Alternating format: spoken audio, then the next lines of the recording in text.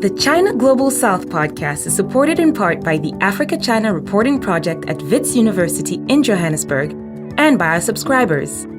Thank you. If you'd like to subscribe for daily news and exclusive analysis about every aspect of China's engagement in Africa, Asia, and throughout the developing world, go to chinaglobalsouth.com/subscribe.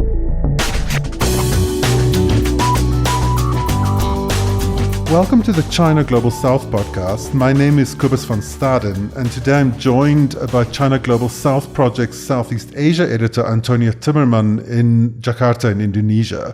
Good evening, Antonia. Good evening, Cobus.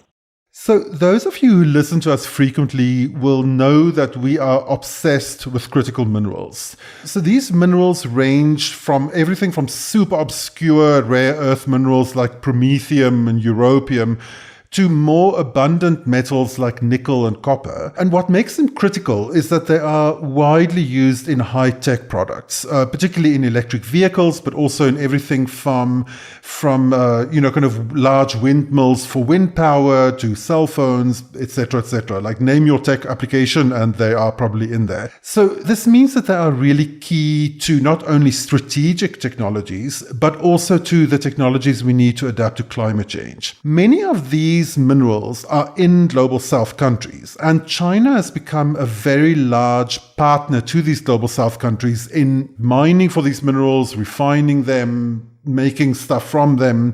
But it is a very, very fraught situation in lots of places, particularly in large, poor but mineral-rich countries like the Democratic Republic of Congo and other kind of upcoming global south powers like Chile, for example, and particularly in today's discussion, Indonesia. So as demand for these minerals increase, so does geopolitical pressure. We're seeing that both China and Western powers are competing for access to minerals, and there's increasing pressure around, for example, in the United States to try and kind of get China out of some of these supply chains. Meanwhile, global south governments face their own dilemma. So in theory, they could use these mineral reserves, keep in mind that these are extremely valuable minerals, to boost their own development and to build prosperity. The problem is that the global market is largely set up to favor the exports of these minerals in raw form, and this limits to how much profit global south countries can earn from them. So now many global south governments are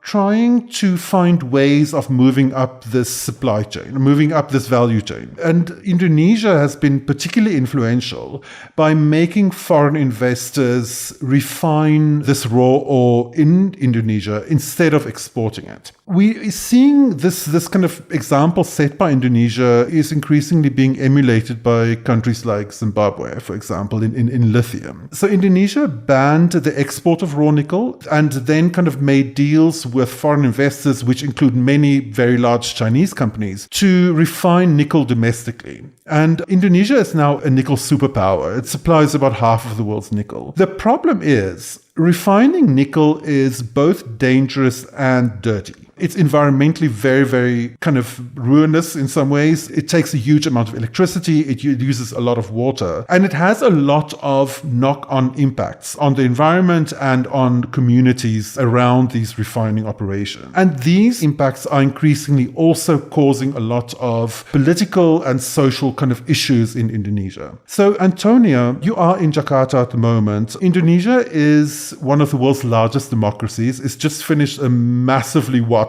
and very, very complicated election. I was completely overwhelmed by how many kind of election workers there were, and I was reading a little bit about the process of gathering the ballots. The complexity of Indonesian democracy is on a different level. So can you give us an idea of how the nickel issue, both the benefits and the impacts, positive and negative impacts of nickel refining, how is it actually being discussed among ordinary Indonesians? So it was definitely one of the hot issues during the campaign season in the election, talking about the benefits and costs. Of course, the current government under President Joko Widodo, they are always quick to point to employment metrics to say that, this is a good project, this is a successful project. But unfortunately, it seems like they don't care that much about other metrics outside of job numbers. So they don't really take into account the environmental and social costs when determining whether a project is successful. They don't even want to talk about worker safety issues, for example. If they talk about job opportunities, they should talk about labor issues.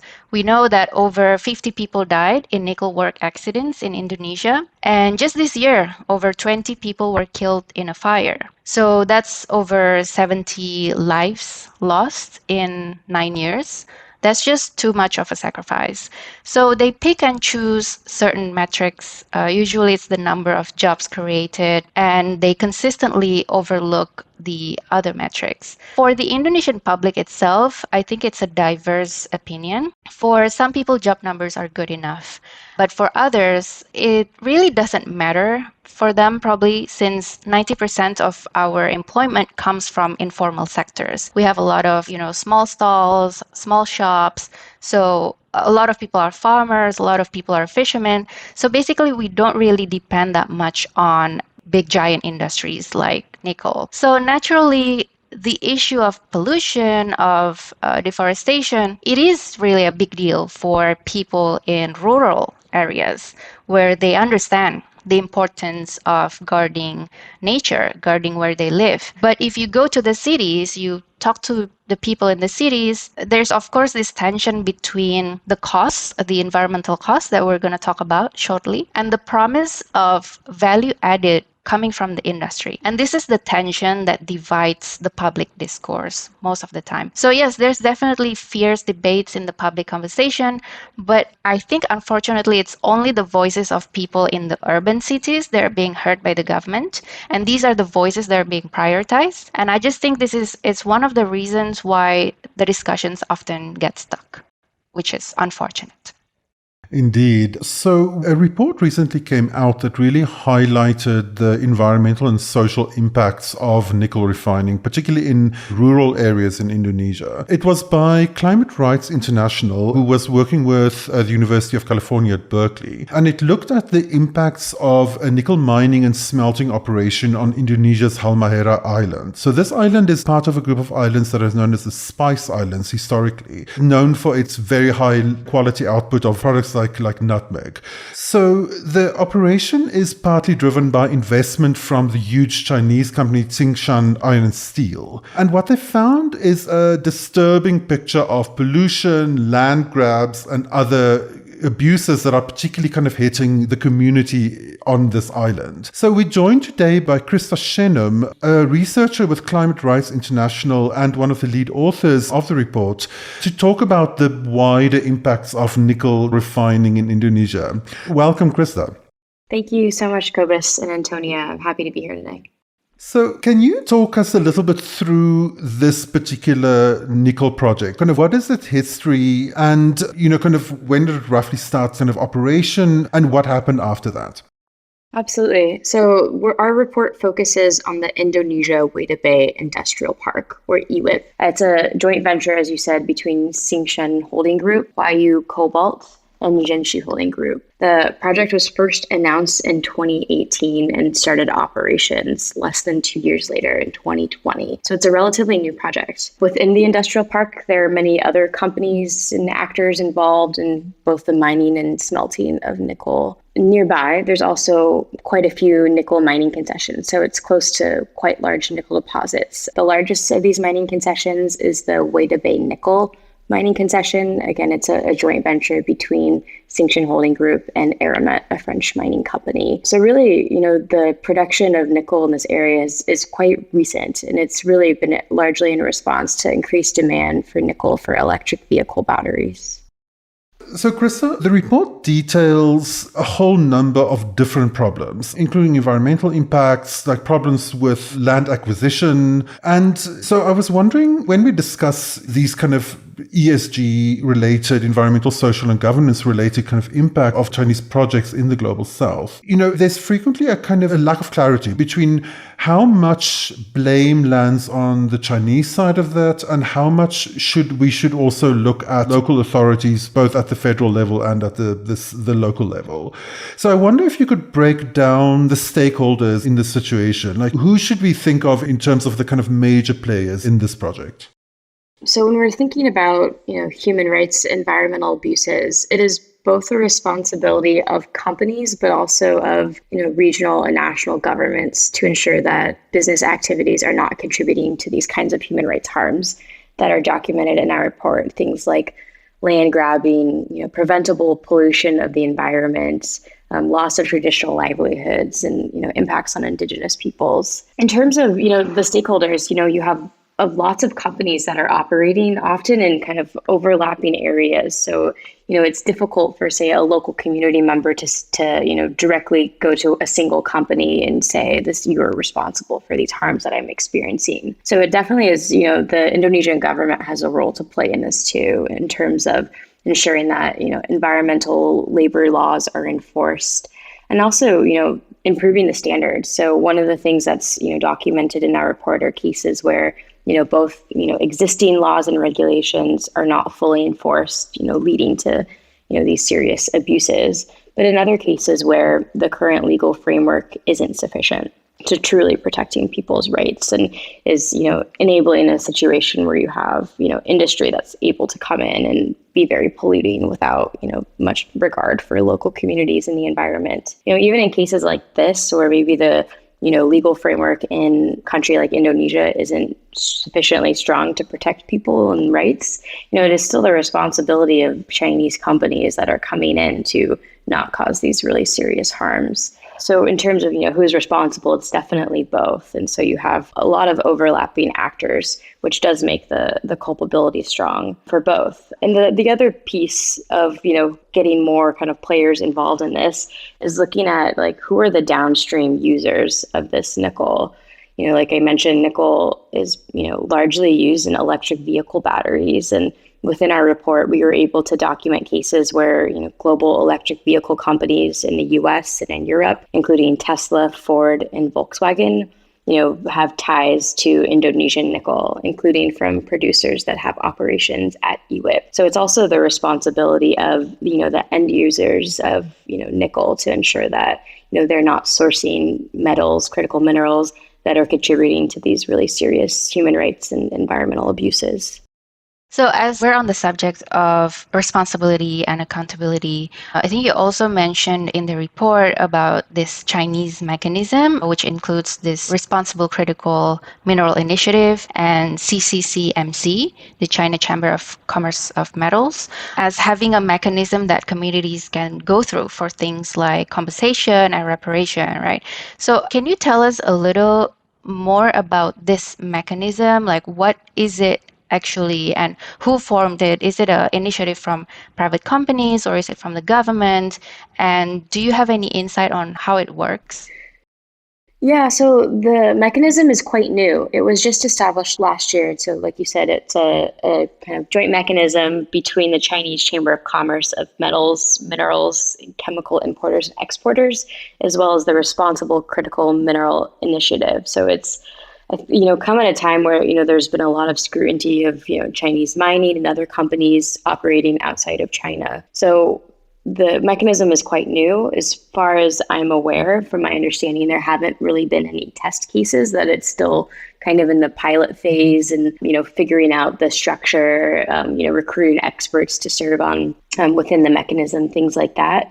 But the idea of it would be that a local community, concerned civil society organization, or someone else could file a complaint to this mechanism, alleging, abuses. So if, there's, concerns around, for example, labor rights issues, as there has been within Indonesia's nickel industry, people could request that the, grievance mechanism investigates that. And so, yeah, it could be a really good structure to hold companies accountable, and put pressure on them to change their actions. But because it hasn't yet been put into practice, it's hard to actually evaluate its effectiveness.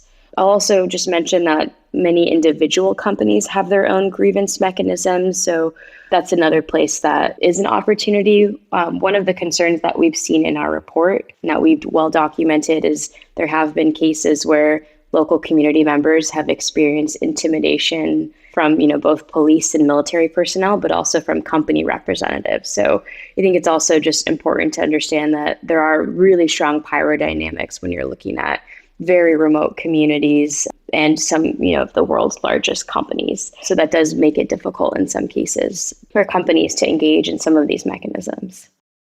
So before we get further into the details, I think it may be useful, Krista, for you to give us a bit of an overview of some of the most serious impacts of the operation. We mentioned land issues, rights issues, but of course there's also very large environmental issues. So can you give us a kind of a rough map of what are some of the problem areas that you found in this research?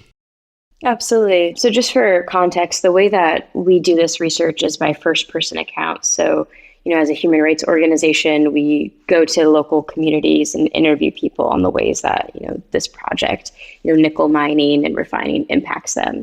So I think the really first big category that came out of our research was that, the process of land acquisition was really marred with human rights abuses. There are cases where people's land has been taken by companies without compensation, even cases when people held the legal land certificate to their lands. In other cases, people's land was destroyed by companies, leaving them but no position but to sell their land. In nearly all of the cases of, we talked with people around, the land transfer, people were not able to negotiate the land sale price, that they were offered a very small, price for their land, something like, the price of an instant packet of noodles per square meter. And it's a kind of take it or leave it scheme. Like I just mentioned, in cases where people refused to sell their land, they were often experienced intimidation by police or military personnel acting on behalf of companies. So, for example, I talked with one man who told me that the police would repeatedly come to his house at 2 a.m. to demand why he wouldn't sell his land to IWIP. The IWIP industrial park is in Indonesia is quite remote. It's, about an 8-hour trip from Jakarta. Where this is, there's also lots of indigenous peoples living, in communities nearby. Notably, not a single person that we interviewed was able to exercise their right to free prior informed consent, which is, the standard within kind of international best practices on indigenous people's rights.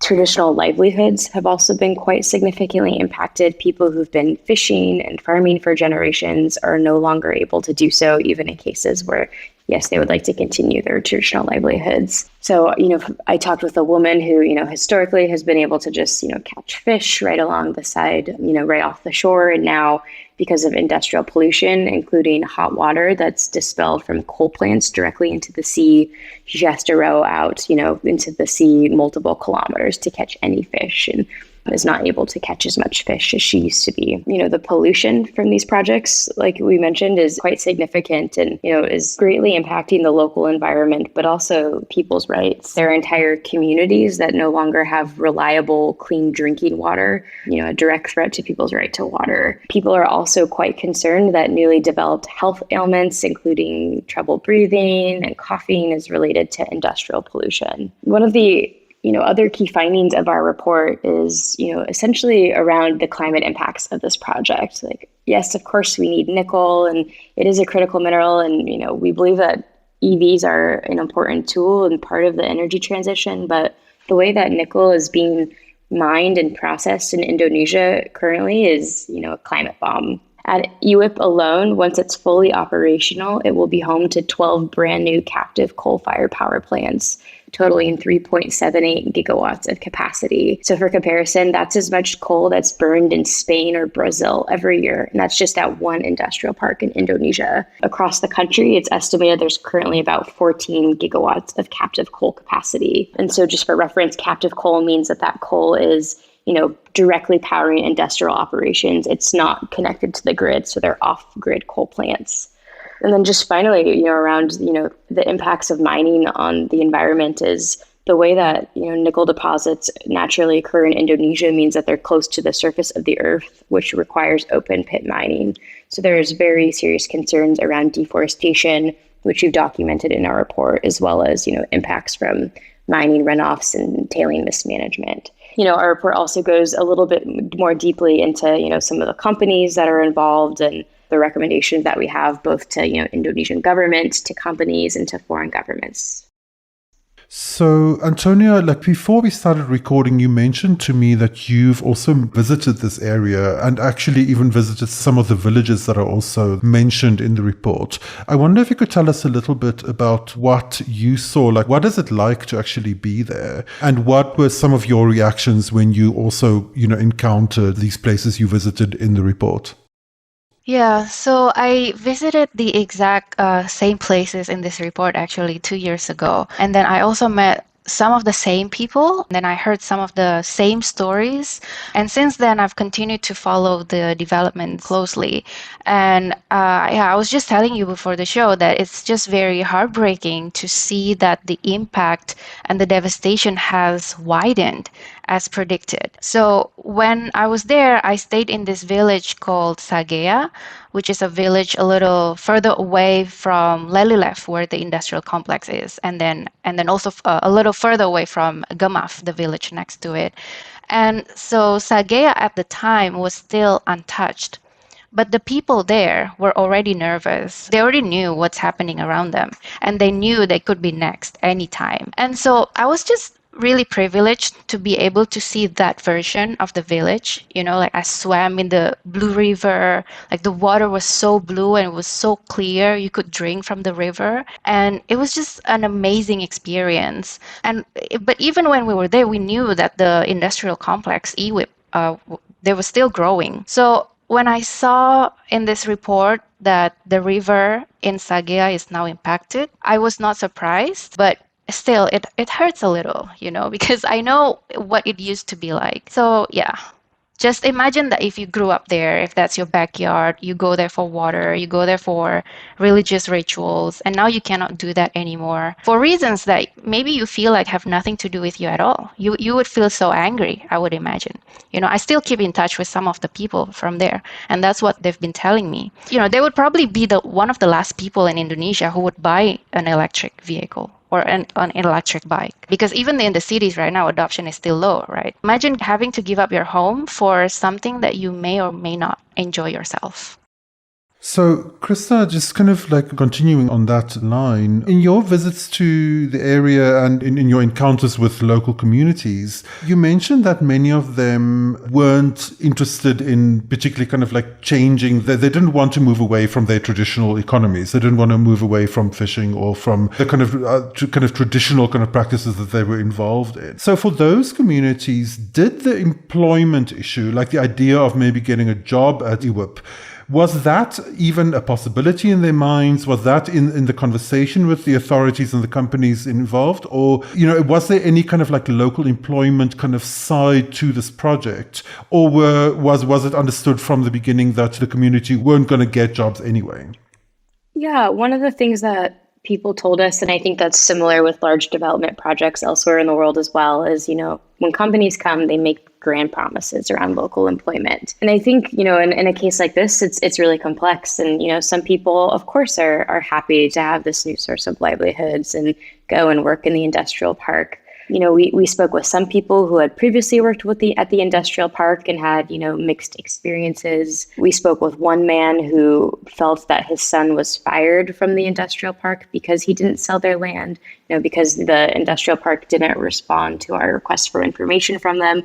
We weren't able to confirm whether or not that story is true, but that is, the lived experience of people in Indonesia and not at Weda Bay. But I think it's quite complicated and it's quite mixed. For some people who are no longer able to sustain themselves through their local, traditional livelihoods like fishing and farming, they've taken to kind of new development. So some people have, for example, taken, the small amount of money they received by selling their lands to open up worker dormitories that, house, workers that are coming from elsewhere in Indonesia or potentially foreign workers. Some fisher women that we spoke with now, instead of fishing because they can no longer sustain themselves that way, sell snack food on the side of the road. So, there is, different emerging economies as well. One of the main points that we've seen kind of repeated within kind of the media and by the Indonesian government is around economic development tied to the, projects like these. And I think one thing that is really important to note is that, that economic development isn't trickling down to everyone. In North Maluku, the number of people living in poverty actually increased from March 22 to March 2023. according to Indonesia's Central Statistics Agency. So actually looking at the full picture of the economic impacts of this project are also quite important. One of the biggest problems is because the government disproportionately gives much more importance for investment metrics, right? Whenever they talk about green development, climate change, resiliency, and stuff like that. But the fact is, energy transition is really expensive, right? And also, you mentioned in the report that Chinese government should provide financial and technical support, like JETP kind of deal or grant funding.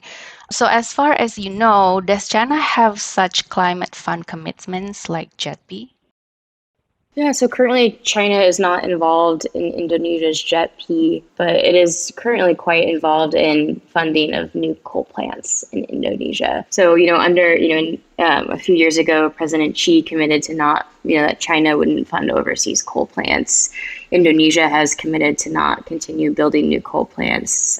Chinese companies, including Tsingshan, have made commitments that they would follow the spirit of President Xi's announcement to not fund overseas coal plants. One of the things that we found in this project, and by talking with lots of experts, is that these captive coal plants, because they're off the grid, are not necessarily considered in the eye of Indonesian law or the eye of companies as coal plants, which is enabling a practice where you have this continued build out of coal in really, really startling amounts that absolutely will blow through any sort of global climate goals through Paris Agreement or others. Indonesia just updated its green taxonomy a few weeks ago, and through this reclassification, coal plants that are located within nickel industrial parks are considered green investments. Nowhere else in the world could you be building a brand new coal plant and call it a green investment. So I think that's a really important place for Chinese companies and the Chinese government to leverage and really follow through on that commitment of not funding new coal plants and continuing the build out of this really harmful industry, not just from a climate perspective, but also from a public health perspective and from a environmental perspective. And we should also note that, as you said, the captive coal plants that are feeding directly into these nickel plants. On the Chinese side, there's also, as far as I understand, there's also, a kind of a thinking that those aren't covered under the ban on international coal plants that was announced by President Xi Jinping a few years ago. So that's a kind of a loophole, as far as I understand, within that. We're at this moment where there's both growing environmental concern about these issues and also a move, for example, in Europe to try and use mechanisms like the Carbon Border Adjustment Mechanism, CBAM, to try and kind of have some kind of way of making countries who export these products to Europe to pay a certain amount of kind of tariffs to cover the carbon emissions that are involved in their production. How do you see these kind of mechanisms affecting the operations of this kind of project? Particularly, as you say, kind of like on the one hand, it's ostensibly a green or like an industry that's supposed to be aiding kind of green or climate friendly technologies, but on the other hand, the actual way that is produced is so carbon intensive that actually kind of wipes out many of those benefits. How would those kind of international movements affect a producer like Indonesia? Within the European Union, there's a suite of new regulations that'll be coming online covering critical minerals and batteries, and also potentially, the Corporate Sustainability Due Diligence Directive, which is currently, waiting for the final vote. But if that does go through, that will essentially put all large European companies responsible for human rights and environmental abuses in their supply chain. So I think a big piece that, within, this nickel space that has come up time and time again is there's currently very little transparency.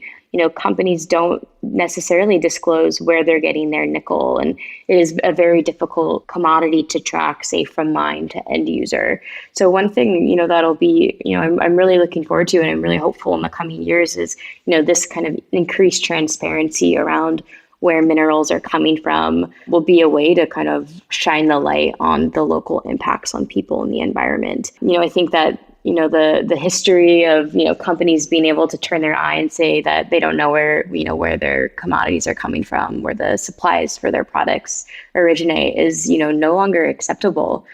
companies are required, and there are, more and more national pieces of legislation coming online.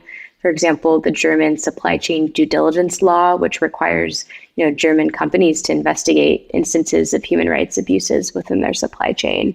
So I think we'll be seeing, more laws like this coming online, both within the European Union and elsewhere. And that will directly impact companies in Indonesia that are, producing, they're smelting, they're mining nickel. So yeah, all these kind of global policies are, really will kind of come and impact, companies in Indonesia, whether those are Chinese companies or domestic companies or other companies. I guess I'm still interested in what the Chinese government could do more to ensure the Chinese companies going abroad will fully comply with environmental standards. So is there a mechanism already put in place as far as you're aware, or are they maybe talks being had in China about creating one, especially since we know that Xi Jinping has promised that the BRI will be greener going forward?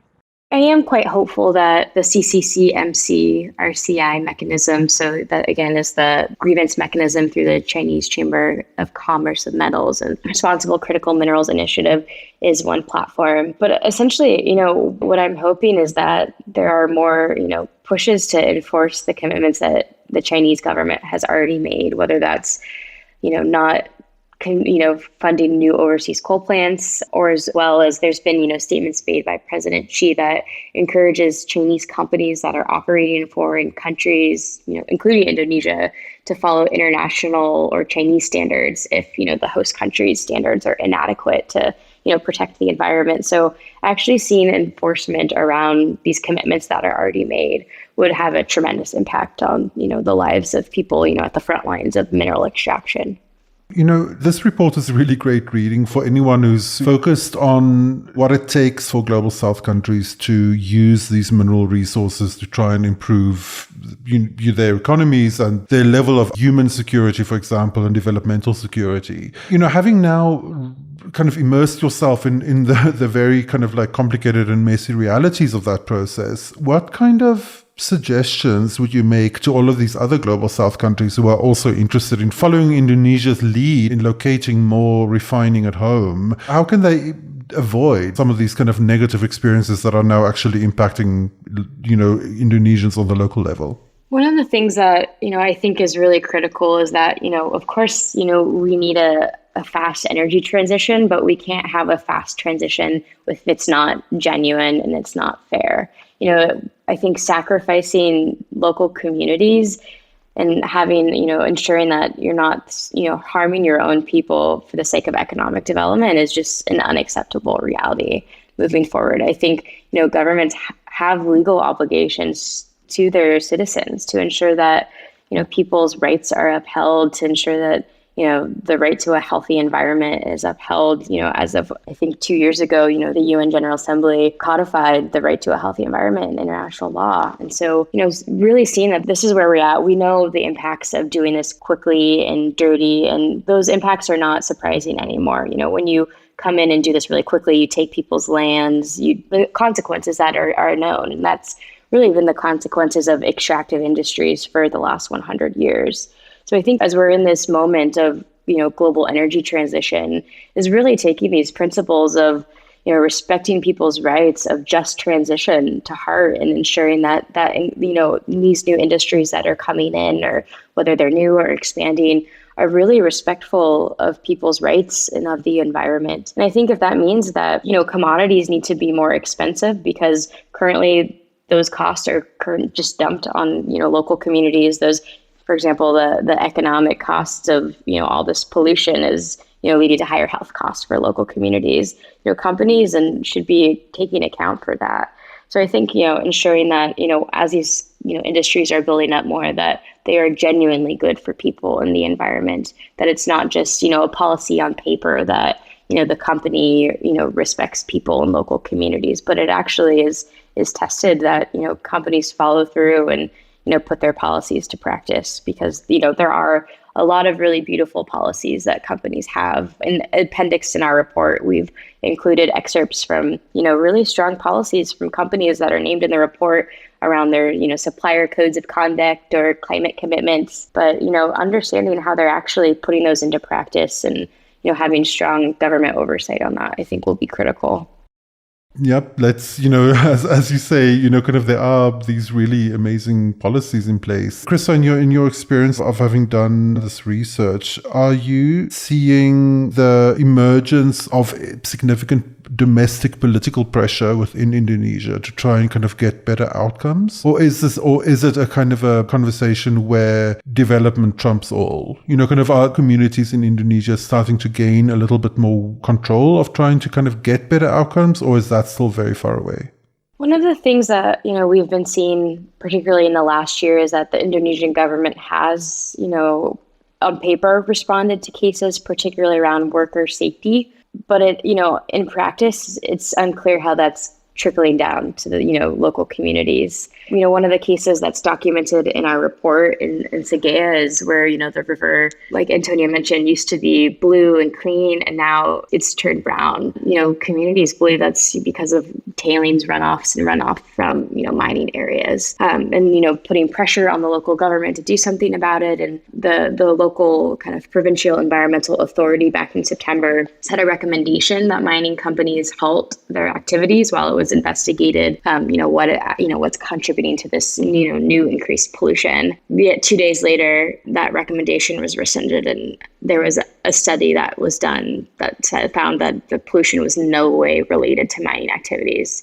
Yet the results of that study and that remarkable 2-day period have not been published. There's no way for either local communities or civil society organizations to go through and actually understand what is, the testing that's been done, what's the scientific evidence that says that this water is safe to drink and to bathe in. So I think, one thing that the Indonesian government, could be doing better of is, making just some of this basic information about environmental health, whether that's water pollution, air pollution, which they, are legally required to do under Indonesian regulations, but making that information publicly available, without just basic information about air quality and water quality, people aren't able to take basic steps to protect themselves and the health of their family. So, one thing that it would be great to see the Indonesian government doing more of is, putting its policies into practice, and whether that means actually translating it into a local context, making sure it's, available, that kind of information is available in local languages in ways that is accessible to local communities. The report is Nickel Unearthed, the Human and Climate Costs of Indonesia's Nickel Industry. It's absolutely fascinating, troubling, important reading. We really recommend it. If you're interested in the complications of trying to develop from, trying to use critical mineral resources as a way to develop an economy, you have to read this. It's really, really interesting. It's available on CRI.org. And we're delighted to have spoken with Krista Shennum, the lead author on the report. Krista, thanks so much for joining us today. Yeah, thank you so much, Cobus and Antonia. It was great to speak with you today. Antonia, as we discussed at the top, Indonesia has just finished a really important election, a very kind of widely watched election. And Prabowo Subianto has been elected as the new president. How do you think he's going to handle these issues? Do you have hope that the new administration can change the calculus around the nickel industry to try and improve some of these impacts? So we just elected Prabowo Subianto, who is very infamous for having been involved in some of the worst massacres in this part of the world. And he's likely our next president. So it's safe to say it's not a happy news for many people across all sectors and all backgrounds. And particularly if we're talking about nickel industry, critical minerals downstreaming, I think there won't be any changes for the better, unfortunately. Probably for the worse, but not for the better. So Prabowo has repeatedly said that he will expand the downstreaming policy for dozen other commodities. And we have also heard that his allies have outright denied the environmental concerns in the industry. And they've been saying stuff like, oh, they don't exist, So I think the risk from irresponsible execution of downstreaming will be higher, and the risk of environmental devastation will be higher, with perhaps higher number of human rights abuses. And also, he will not stop at nickel. So like I mentioned, he already said he will expand the policy to other commodities. So cobalt, sand, could probably be next. So last year, we did a story on the government's plan to process quartz sand in Rempang, which is this island near Batam in western Indonesia. And so from that report, already we are seeing the same pattern, right? The same recurring pattern of population displacement, of intimidation, potential environmental degradation, deforestation. So it's already repeating. And so that's why I think it's going to be very, very important for us to keep talking about these issues in the coming years, especially in the new administration, because the global demand for other commodities will continue to rise. As we know, we're going to accelerate green transition, energy transition. So yes, it will be very important to keep an eye on the lessons that we have identified on nickel and keep an eye on other commodities and other downstreaming efforts as well. Yeah, and, I share your concerns. Also just from looking externally, in the first place, there's a very strong kind of like narrative coming out of large industries that green vehicles, e-vehicles, for example, are the future, are the answer, that they are going to help us to kind of overcome the kind of climate crisis that we're dealing with at the moment. But as our discussion today is showing, in many ways, they are worsening the climate crisis. And at the same time, there's also the larger issues around energy. So our countries, South Africa and Indonesia, are both JETP countries. And you mentioned the JETP process during our conversation with Krista. So these are Just Energy Transition Partnership Agreements. That's what JETP stands for. And it's, kind of these large-scale agreements with the G7 and very coal-intensive economies like Indonesia and South Africa to try and kind of like decarbonize their economies, to try and kind of get them on a greener kind of electricity supply. But in both countries, as we've also covered, kind of at the China Global South Project, there's a lot of concern about the debt impacts of these JETP agreements. So just as a final question, how do you see this kind of energy transition going under the new administration in Indonesia? Well, since Prabowo has said that he will continue the policies and the strategies of Joko Widodo, our current president, I think it will look pretty much the same like the past 10 years. And I have also explained this in my other columns and vlogs. I think it will look the same, but probably in a much more expanded scope. So if we're talking about devastation, if we're talking about risk, I think those things will be much, much larger as well. Sobering note to end on. Depressing. Antonia Timmerman is China Global South Project's Southeast Asia editor. Thank you so much for joining us today from Jakarta. It was so fun to speak with you. Thank you, Cobus. So fun to be here as well. And thank you for joining us on the China Global South podcast. For more of our coverage and our analysis of China's growing influence throughout the Global South, please check out our site, ChinaGlobalSouth.com, and subscribe to our daily newsletter. We'll be back soon with another edition of the China Global South podcast. The discussion continues online. Follow the China Global South Project on Twitter @ChinaGSProject. And share your thoughts on today's show, or head over to our website at ChinaGlobalSouth.com, where you can subscribe to receive full access to more than 5,000 articles and podcasts. Once again, that's ChinaGlobalSouth.com.